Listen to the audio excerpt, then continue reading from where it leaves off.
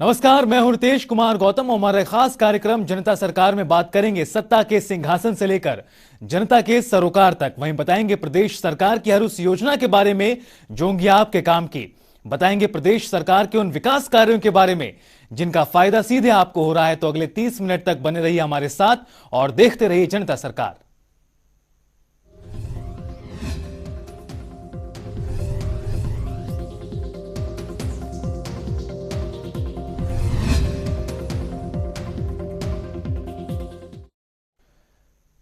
हरियाणा में मंत्रिमंडल विस्तार के बाद दोनों नए मंत्रियों को विभाग आवंटित कर दिए गए हैं। कमल गुप्ता को शहरी स्थानीय निकाय और हाउसिंग विभाग की जिम्मेदारी सौंपी गई है, तो वहीं देवेंद्र सिंह बबली ग्रामीण विकास पंचायत और पुरातत्व एवं संग्रहालय विभाग की जिम्मेदारी दी गई। इसके साथ साथ पहले से कैबिनेट में शामिल राज्य मंत्री अनूप धानक का भी कद बढ़ाया गया है। कमल गुप्ता को शहरी स्थानीय निकाय मंत्री बनाया गया है। हाउसिंग विभाग की भी जिम्मेदारी सौंपी गई है कमल गुप्ता को।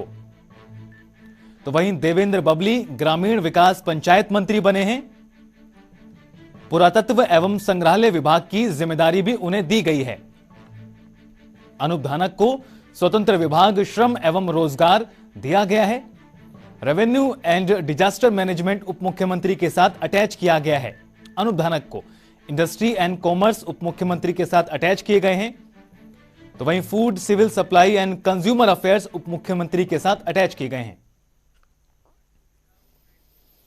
वहीं नए मंत्रियों को विभाग आवंटन होने के बाद बिजली मंत्री रणजीत सिंह से जनता टीवी ने खास बातचीत की। इस दौरान उन्होंने बताया कि अब कैबिनेट का कोरम पूरा हो गया है।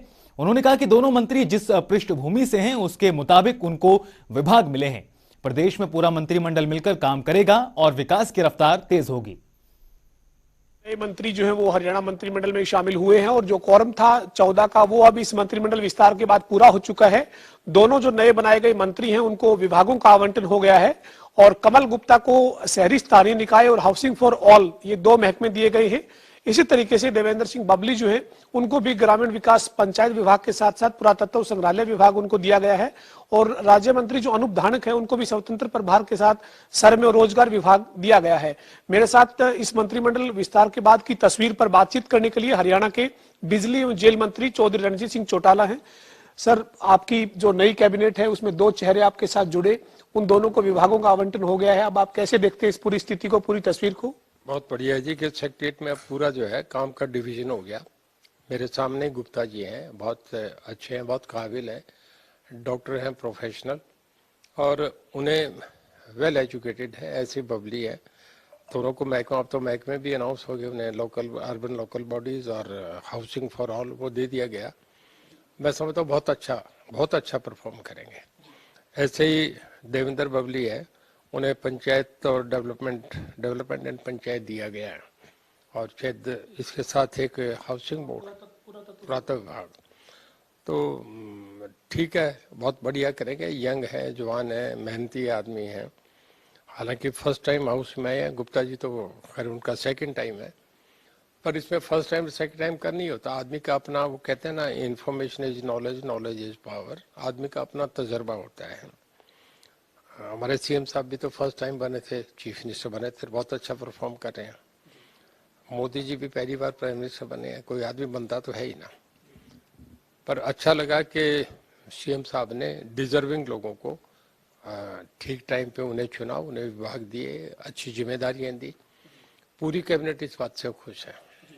तो ये पूरी जो हरियाणा का जो 90 विधानसभा की संख्या है उसके मुताबिक जो एक कोरम बनता है 14.5 का बनता है सर, लेकिन 14 बनाए जाते हैं, तो वो कोरम पूरा हो गया है, विभागों का आवंटन हो गया है।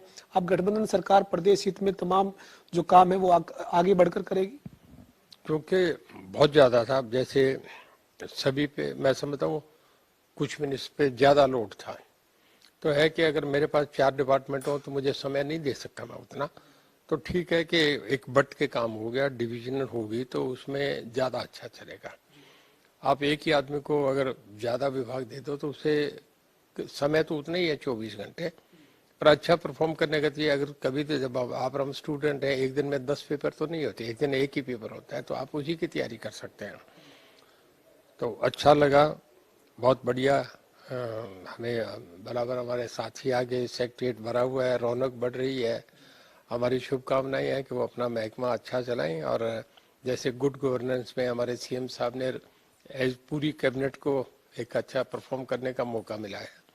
हमें कुछ एडिशनल पावर और मिल गई कि हमारे साथी आ गए और बहुत काबिल दोनों आए हैं, अच्छा काम होगा। अंतिम सवाल है सर, एक जो नए मंत्री बने हैं उनको शहरों की सरकार यानी स्थानीय निकाय विभाग, दूसरे जो मंत्री बने हैं उनको ग्रामीण यानी गांव की सरकार के तौर पर पंचायत, दोनों को एक तरह से पूरा प्रदेश के शहरी व्यवस्था के नाते और एक को ग्रामीण एवं पंचायत विभाग के नाते ग्रामीण व्यवस्था की जिम्मेदारी सौंपी गई है। देखिए फर्क है, शहरी लाइफ हो रहा है, अर्बन लाइफ हो रहा है। गुप्ता जी को झोंपड़ी वाले आदमी का पता नहीं और आपके जो देवेंद्र बबली है उन्हें शहर का थोड़ा लोकल बॉडीज के मामले को समझने में टाइम लगता है। गुप्ता जी उन लोगों की तकलीफें देखते हैं, उन्हीं के वोटों से बन के, उन्हीं की दुख दर्द की बातें सुनी हैं, तो उस सब्जेक्ट को बेहतर समझते हैं। और जो उनका मामला था उसे कभी गुप्ता जी ने ना नहरें देखी, ना पानी लगाया, ना देखा, ना खेत में ट्रैक्टर चले, ना पंचायत का विकास कैसा है, गांव में चौपाल कैसे बैठती है, लोगों की प्रॉब्लम क्या होती है, पीले कार्ड क्या बन रहे हैं। इन बातों की है कि एक बैकग्राउंड उस आदमी का अपना अलग होता है। तो अच्छा है कि सीएम साहब ने देख के जिस हिसाब से जो आदमी जिसमें अच्छा परफॉर्म कर सकता था, जिसमें जो मास्टर हो सकता था, उसको इस हिसाब से दिया। और अनूप धानक जो पहले से कैबिनेट का हिस्सा है सर बतौर राज्य मंत्री, उनको भी एक विभाग श्रम और रोजगार का इंडिपेंडेंट चार्ज दिया गया है। 3 और विभाग में वो डिप्टी सीएम के साथ अटैच रहेंगे, जिसमें फूड सप्लाई है, रेवेन्यू है। तो एक तरह से उनको भी एक जो वो पावर के साथ अब दोबारा रिसफलिंग में पावर मिली है। देखिए अनूप धानक का एक तो ये हो गया कि मेरे ख्याल में तीसरी बार एमएलए बनाया, दूसरी या तीसरी बार, और सेकंड टाइम के उन्हें आपके मिनिस्ट्री का पहला मौका मिल गया। और वैसे भी जेजेपी पे डिपार्टमेंट ज्यादा है, तो दुष्यंत ने भी अपना बोझ कुछ हल्का कर लिया कि कुछ उसे दे दिया, उसका अपना विश्वास पात्र है, एक ही बात है, और उनकी टीम का मेंबर है, अच्छा है। मैं समझता हूँ कि और ज्यादा कॉन्फिडेंस रिपोज करने की बात है अपने अपने जूनियर के साथ।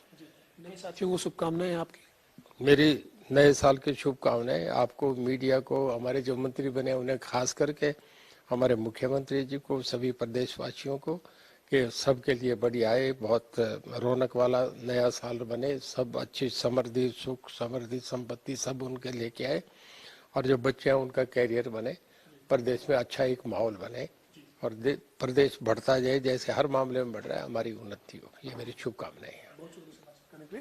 हमारे साथ हरियाणा के बिजली और जेल मंत्री चौधरी रणजीत सिंह चौटाला थे, जो कह रहे हैं कि एक संतुलन जो है वो इस मंत्रिमंडल में अब नजर आएगा, और जो 2 नए मंत्री बने हैं उनको, एक को जिस तरीके से ग्रामीण विकास एवं पंचायत विभाग यानी देवेंद्र बबली को मिला है, और उसी तरीके से शहरी स्थानीय निकाय विभाग के साथ साथ हाउसिंग फॉर ऑल की जिम्मेदारी जो है वो कमल गुप्ता को सौंपी गई है। हरियाणा के मुख्यमंत्री मनोहर लाल ने आंगनवाड़ी वर्कर्स और हेल्पर्स को नव वर्ष का तोहफा देते हुए उनके हित में कई महत्वपूर्ण घोषणाएं की हैं। मुख्यमंत्री ने 31 दिसंबर 2021 से आंगनवाड़ी वर्कर्स की रिटायरमेंट पर 1 लाख रुपए और हेल्पर को 50,000 रुपए की राशि दिए जाने की घोषणा की। इसके साथ ही मासिक मानदेय में सितंबर 2020 से 400 रुपए और सितंबर 2021 से 450 रुपए की बढ़ोतरी करने और 2 साल यानी कि 2019-20 और 2020-21 का एरियर देने समेत कोविड-19 के दौरान फ्रंटलाइन वर्कर्स के रूप में काम करने के लिए सभी आंगनवाड़ी वर्कर्स को 1,000 रुपए प्रोत्साहन राशि के रूप में देने का ऐलान किया है।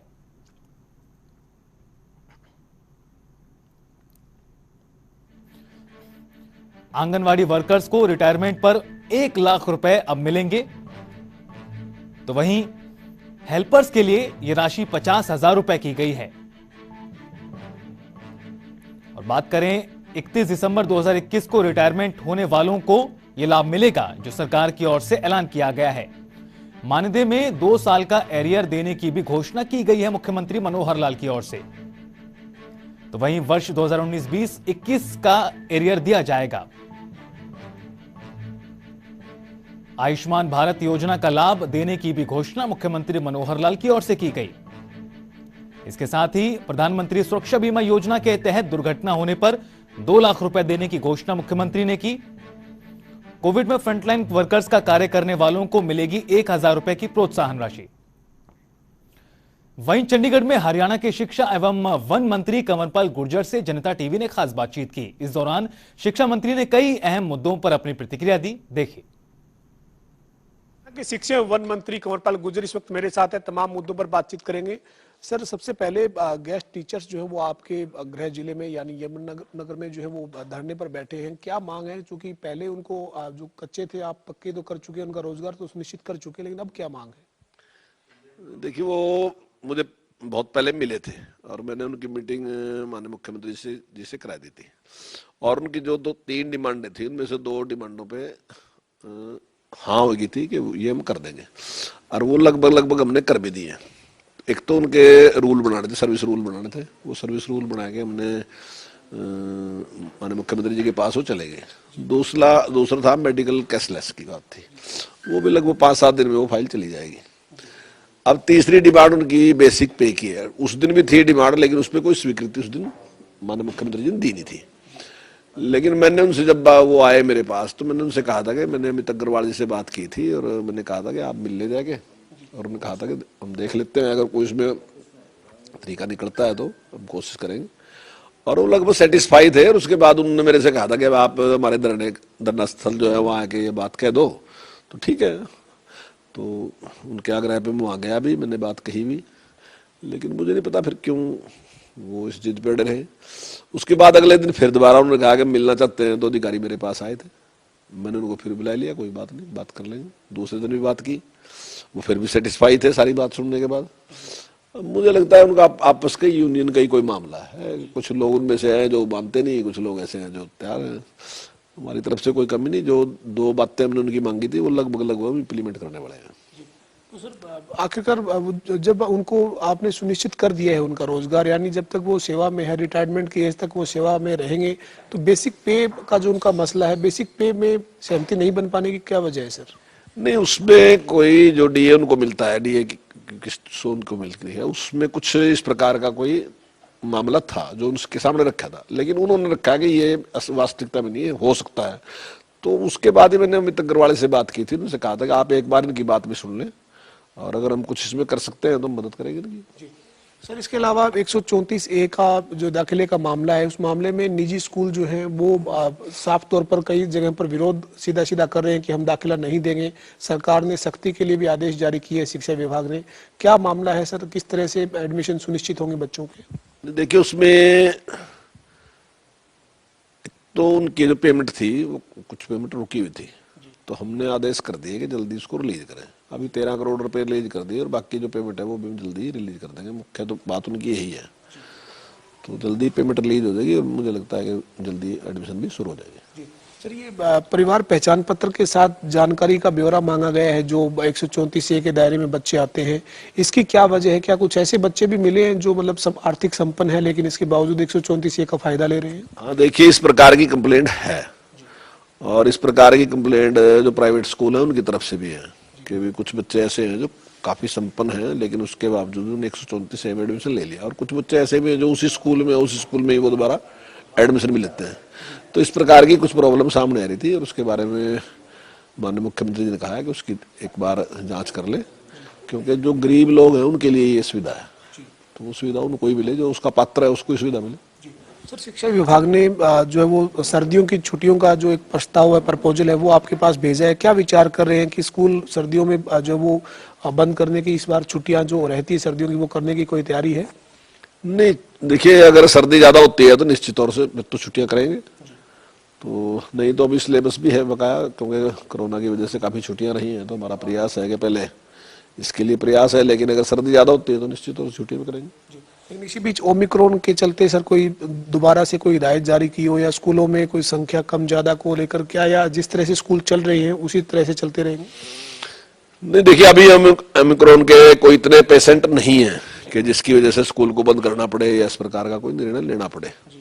हमने पहले निर्णय लिया था कि 1 दिसंबर से हम पूरी कैपेसिटी के साथ स्कूल शुरू करेंगे, लेकिन जैसे इस वेरिएंट की शंका हुई और पूरे देश में इस बात की चर्चा हुई कि इस प्रकार का एक वेरिएंट है और तो उसके बारे में, तो उसको देखते हमने उसको स्थगित कर दिया। और जिस प्रकार से पहले हमारे स्कूल चल रहे थे तो उसी प्रकार से उसी तरीके से सारे स्कूल चल रहे हैं। और जहाँ तक कोरोना के लिए जो गाइडलाइन है उसका हम पहले से ही पालन करते रहे, अब भी हम पालन कर रहे हैं। लेकिन आपके चैनल के माध्यम से मैं कहना चाहूँगा कि अगर ये बढ़ता है और बच्चों के स्वास्थ्य के लिए कोई ऐसी समस्या आती है तो निश्चित तौर से जो बच्चों के पक्ष का निर्णय वही मिलेंगे। इसके साथ ही वन विभाग भी आपके पास है और एक सरकार ने आपके विभाग ने एक योजना शुरू की है, पंचायत की जमीन पर जो है वो फलदार पौधे आप लगा रहे हैं। आपके विधानसभा क्षेत्र के कई गांव में इस योजना के तहत एक तरह से काम शुरू भी हुआ है। एक जगह पर 37.5 एकड़ में एक गाँव में जो है वो एक बाग लगाया गया है। ये क्या योजना है, इसका ग्रामीण जो है वो किस तरीके से फायदा ले सकते हैं?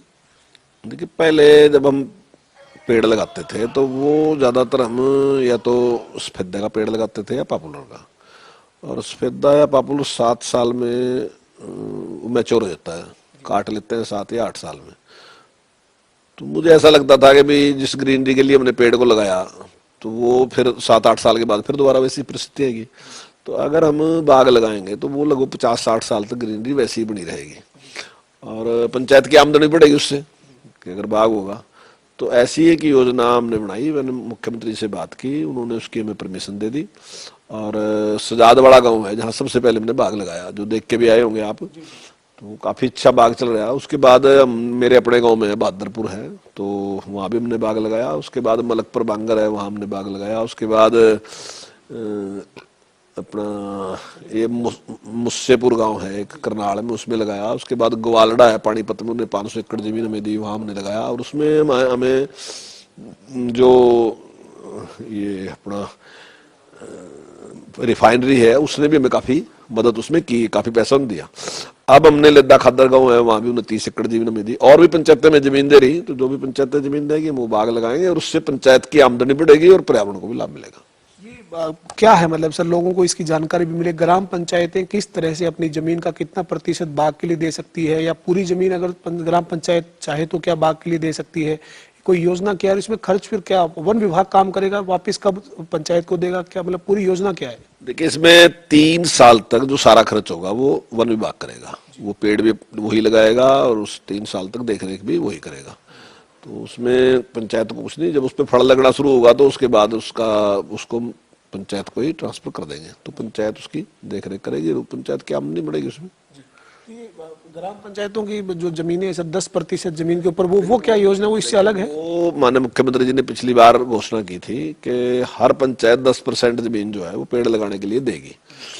तो वो तो पेड़ लगाने के लिए है, उसमें हम कैसे भी पेड़ लगाएंगे उसमें। और अगर पंचायत चाहेगी कि बाग लगाना, हम बाग भी लगा देंगे, उसमें बाग लगा देंगे, तो उसमें उसको लाभ होगा और पर्यावरण में भी उससे फायदा होगा।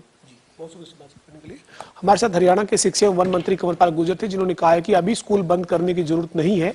ओमिक्रॉन का कोई खतरा बहुत ज्यादा अभी तक इस स्तर पर नहीं है, लेकिन अगर जरूरत पड़ी तो बच्चों के पक्ष में सरकार को अगर स्कूल बंद करने पड़े तो स्कूल बंद भी किए जाएंगे। इसके अलावा भी तमाम मुद्दों पर बातचीत की है। वीडियो जर्नलिस्ट विजेंद्र सिंह के साथ पवन सिंह, जनता टीवी, चंडीगढ़। तो वहीं पंचकुला सेक्टर 1 स्थित पीडब्ल्यूडी रेस्ट हाउस में जिला लोक संपर्क एवं कष्ट निवारण समिति की बैठक का आयोजन किया गया, जिसकी अध्यक्षता खेल राज्य मंत्री सरदार संदीप सिंह ने की। इस दौरान उन्होंने ज्यादातर शिकायतों का मौके पर ही निपटान कर दिया। वहीं बैठक में हरियाणा विधानसभा अध्यक्ष एवं पंचकुला विधायक ज्ञानचंद गुप्ता, कालका से पूर्व विधायक लतिका शर्मा, पंचकुला मेयर कुलभूषण गोयल सहित जिले के तमाम प्रशासनिक अधिकारी मौजूद रहे। वहीं इस मौके पर खेल राज्य मंत्री संदीप सिंह ने कहा कि बैठक का मुख्य उद्देश्य समाज के हर वर्ग के लोगों की समस्याओं को सुनकर उनका समाधान करना है। टोटल जो एजेंडा थे वो 24 थे और इसमें 4 हमने फाइल कर दिए हैं और बाकी एक को हमने एजेंडे को हाउस में यहाँ पर जो एमसी कमेटी का जो हाउस है उसमें दे दिया है। वो जब उनकी हाउस की मीटिंग होगी उसमें वो उसको क्लियर कर देंगे। और जो 19 हैं वो उसको पेंडिंग कर दिया है और आदेश दे दिए हैं, टाइम बाउंड दे दिया है। कईयों को, किसी को 7 दिन का, किसी को 15 दिन का, उसकी पूरी डिटेल बनाकर और जो हमारे गैर सरकारी मेंबर्स हैं उनको इन्वॉल्व करके, सभी जो मैटर्स हैं उसमें इन्वॉल्व करके 15 दिन मैक्सिमम, कईयों को 15 दिन, कईयों को 7 दिन आदेश दे दिए। तो वहीं हरियाणा के राज्यपाल बंडारू दत्तात्रेय करनाल के कल्पना चावला मेडिकल हॉस्पिटल पहुंचे, जहां उनका स्वागत गार्ड ऑफ ऑनर से किया गया, जिसके बाद उन्होंने कल्पना चावला मेडिकल हॉस्पिटल में पीएसए ऑक्सीजन प्लांट का उद्घाटन किया। इस ऑक्सीजन प्लांट से 1000 लीटर प्रति मिनट के हिसाब से ऑक्सीजन बनेगी। ऐसे 2 प्लांट लगाए गए हैं। इसके साथ ही राज्यपाल ने ओपीडी समेत इमरजेंसी वार्ड का भी मुआयना कर किया और वहां मौजूद मरीजों से बातचीत कर अस्पतालों की सुविधाओं के बारे में राय ली। साथ ही राज्यपाल ने लोगों को ऑनलाइन रजिस्ट्रेशन के बारे में भी जागरूक किया। ये hospital Kalpana Chawla government medical college hospital जो है, लोग नए बैठने के लिए ऑनलाइन रजिस्ट्रेशन शुरू कीजिए। ऑनलाइन रजिस्ट्रेशन उन्होंने माना है, 3 घंटा 4 घंटा भी बैठने का जरूरत नहीं रहता। वो ऑनलाइन रजिस्ट्रेशन कर लिया, जैसा नंबर आएगा वैसा आते रहते हैं, समय मालूम हो जाता है। और बाकी दवाइयाँ और जो ट्रीटमेंट जो है अच्छा है, और यहाँ का वातावरण भी मुझे अच्छा ही लगा है, स्वच्छता भी अच्छा है। मैंने पहले ही कहा था कि कोविड जो है, कोविड-19 हमको बड़ा सबक सिखाया है। पहले दवाई नहीं थी, बाद में कोवैक्सीन आया। अभी जो युवा वर्ग है, अभी भी जो बाकी हुए लोग हैं, वो लोग तुरंत जो है वैक्सीन लेना चाहिए। अभी नया जो गाइडलाइंस आया है, जो लोग 15 साल से 18 साल तक के जो लोग हैं, वो लोग भी रजिस्ट्रेशन कर लेना चाहिए। ड्रॉप आउट बच्चों को स्कूल से जोड़ने के लिए मुख्यमंत्री मनोहर लाल के प्रयास से नूह शिक्षा विभाग के अधिकारियों ने अच्छा कार्य किया है। जिले के 8000 बच्चों को स्कूल से जोड़ा गया है। ये जानकारी देते हुए उपायुक्त कैप्टन शक्ति सिंह ने पत्रकारों को बताया कि जिले में किन्हीं कारणों से जो बच्चे स्कूल छोड़ गए थे, उन्हें स्कूल में दोबारा लाया गया है। डीसी ने कहा कि जिले के सभी बच्चों को शिक्षित किया जाए, इसी को ध्यान में रखते हुए जीरो ड्रॉप आउट पर कार्य किया गया है। उन्होंने कहा कि जीरो ड्रॉप आउट मिशन के तहत प्रति एक बच्चे, विशेष रूप से लड़कियां जो इस क्षेत्र में सामाजिक आर्थिक स्थिति और रीति रिवाजों के कारण वंचित थीं, उनको स्कूल में दाखिला देकर सही दिशा देने के लिए जिले में ड्रॉप आउट विद्यार्थियों की पहचान कर उन्हें वापस स्कूल भेजने का कार्य किया। वहीं उन्होंने कहा कि नूह जिले में ड्रॉप आउट को रोकने में महिला की शिक्षा को बढ़ावा देना जरूरी है। संविधान के कौन से 343 शिक्षा विभाग को खास तौर पे बधाई देना चाहूँगा इस चीज़ के लिए, उनकी टीम को, DWO को और जो भी शिक्षक इसके साथ जुड़े हैं। जीरो ड्रॉप आउट पॉलिसी को लेकर के हम चले थे और मुझे खुशी है कि लगभग 8000 के करीब बच्चे जो थे, जो ड्रॉप आउट हो गए थे, चाहे वो कोविड लॉकडाउन की वजह से थे, चाहे यहाँ पे ट्रेडिशनली होते हैं, उन सबको हम वापस स्कूल में लाने में सफल हुए हैं। और उस टीम को मैं ये भी कहूँगा कि ये जो हमारी लड़ाई है, ये जो हमारा अभियान है, अधूरा है, इसको हम कंटिन्यूसली फॉलोअप करते रहें ताकि शिक्षा का प्रचार प्रसार ज्यादा से ज्यादा हो सके। पानीपत शहरी विधायक प्रमोद विज की गाड़ी में तोड़फोड़ और आगजनी के मामले को लेकर हरियाणा MLA हॉस्टल पंचकुला पहुंचकर हरियाणा विधानसभा अध्यक्ष ज्ञानचंद गुप्ता और उपाध्यक्ष रणवीर गंगवा समेत कई विधायकों ने उनसे मुलाकात की। इसके अलावा चंडीगढ़ और हरियाणा पुलिस के अधिकारी मामले की जांच में जुटे हैं। वहीं हरियाणा विधानसभा के अध्यक्ष ज्ञानचंद गुप्ता ने जनता टीवी से की बातचीत करते हुए बताया, कितने बड़े VIP एरिया में यह मामला हो जाना बड़ी घटना है। इस मामले में अगर MLA हॉस्टल की सुरक्षा में कोई लापरवाही हुई है तो उसके खिलाफ कार्रवाई की जाएगी। यहाँ के सिक्योरिटी के लोगों के ऊपर कार्रवाई होगी और आगे से दोबारा ऐसी घटना ना हो, उसके लिए मेरा ये प्रयास रहेगा कि इसको फुल प्रूफ सिस्टम कैसे बनाया जाए। उसमें चाहे वो चंडीगढ़ के अधिकारी हैं, हरियाणा के अधिकारी हैं या पंजाब के हैं, उनसे एक जॉइंट मीटिंग करके हम पूरे इस MLA हॉस्टल्स, जो चाहे वो पंजाब का है, चंडीगढ़ का, इसकी सिक्योरिटी के लिए एक पुख्ता इंतजाम हो, क्योंकि यहाँ पर सिक्योरिटी चंडीगढ़ की है और पंजाब से, हरियाणा से जो हमारे माननीय विधायक आते हैं, उनकी सिक्योरिटी बहुत ज़रूरी है। और जिस प्रकार की रात घटना हुई है कि पहले एक बार आना, फिर दोबारा आना, दोबारा आकर के पेट्रोल डाल करके आग लगा के गाड़ी को जलाना, ये कोई छोटी घटना नहीं है। इसके ऊपर पूरी कार्रवाई करेंगे। मैंने अभी डीजीपी हरियाणा से भी बात की है और यहाँ के अधिकारियों की जो क्राइम टीम है वो आ रही है यहाँ पर जांच के लिए। उसकी पिछले 2 साल में आपने सुरक्षा व्यवस्था के लिहाज से कई कदम उठाए भी हैं। पहले यहाँ पे सीसीटीवी नहीं थे, बाहर बैरिकेडिंग नहीं थी, कई कदम आपने उठाए, लेकिन इसके बावजूद इस तरीके से हौसला बुलंद होना, इतने वीवीआईपी एरिया में आना, गाड़ी में आग लगा के चले जाना। आपकी विस साहब से बातचीत हुई है, प्रमोद विज जी से भी, क्या कोई निजी किसी तरह की कोई गाड़ी को कोई मतलब कई बार ओवरटेक को लेकर कई रास्ते में कोई झगड़ा या कोई इस तरीके की? ये भी जांच का विषय है। जांच करने के बाद जो हमारे यहाँ एम्प्लॉइज हैं विज साहब के, जो गाड़ी के ड्राइवर वगैरह, उनसे बात करेंगे और उनसे पता करेंगे कि अगर कहीं कुछ ऐसी बात हुई है तो। ओमिक्रॉन के बढ़ते मामलों को देखते हुए हरियाणा के मुख्यमंत्री मनोहर लाल ने उपायुक्तों को कोरोना के प्रति सजग रहने के निर्देश दिए हैं, जिसकी जानकारी नूंह जिले के उपायुक्त कैप्टन शक्ति सिंह ने दी। उन्होंने बताया कि सीएम ने आदेश दिए हैं कि विदेशों से आने वाले लोगों पर कड़ी नजर रखी जाए, साथ ही एंट्री पॉइंट पर सभी के टेस्ट कराएं और रिपोर्ट आने तक सभी को आइसोलेट करें और लोगों को कोरोना से बचाव के तरीके बताकर जागरूक भी करें। आपको बता दें कि 3 जनवरी से 15 से 18 आयु तक के बच्चों के लिए वैक्सीनेशन कार्यक्रम चलाया जाएगा। वहीं 10 जनवरी से फ्रंटलाइन वर्कर और 60 वर्ष या इससे अधिक आयु के लोगों को बूस्टर डोज दी जाएगी। साथ ही लोगों से जल्द दूसरी। इसी के साथ हमारे खास कार्यक्रम जनता सरकार में अभी के लिए इतना ही। रुकेंगे यहाँ पर एक छोटे से ब्रेक के लिए।